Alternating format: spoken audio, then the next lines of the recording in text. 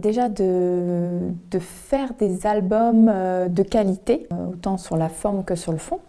C'est aussi pour ça que j'ai choisi d'imprimer en France, dans notre région en plus. Et puis de faire passer bien sûr des messages, je pense notamment un peu spécifiques, comme le nid par exemple sur l'adoption.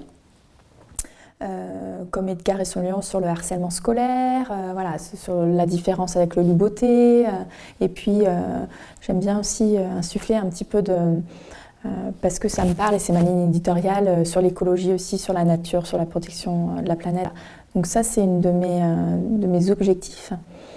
Et puis d'agrandir aussi la maison d'édition. Donc on va avoir une nouvelle collection en 2018 pour les tout petits, en tout cartonné, va être sur l'écologie. Ça va être sur les premiers gestes que les tout petits peuvent faire. Et puis je vais agrandir ma ligne pour les ados. Donc il y aura une nouvelle collection pour les 12-14. Si la ligne de romans s'agrandit et qu'il y a de plus en plus de romans ados, c'est sûr qu'à un moment donné, je ne vais pas pouvoir tout faire toute seule. Donc effectivement, là, je penserais peut-être à prendre quelqu'un, une directrice éditoriale, qui gérera justement plus tout ce qui est roman. Des fois, on me propose un projet qui est déjà bien amorcé, mais des fois aussi, ça peut être moi, je reçois un texte et j'ai tout un panel, un vivier d'illustrateurs. Et donc là, je vais aller piocher en fonction du thème de l'histoire. C'est vrai que j'aime bien les textes assez poétiques. Je ne m'enferme pas non plus dedans parce qu'on a des textes qui sont assez drôles, comme Trop grande, trop petite, par exemple. J'aime bien que l'écriture soit assez fluide. Et j'aime aussi, j'avoue, j'aime beaucoup quand c'est des conteurs qui écrivent les textes.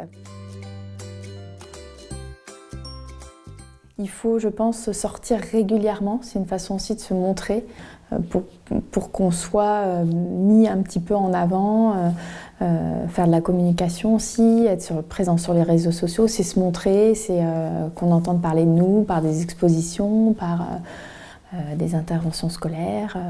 J'ai essayé, en tout cas au départ, il n'y avait pas forcément de collection, donc j'ai essayé de rester un petit peu dans le même format à chaque fois, pour justement, comme j'étais une petite structure, qu'on essaye de bien m'identifier. C'est vrai que la ligne éditoriale, forcément, on l'a fait aussi avec son histoire, avec sa sensibilité, avec ses goûts.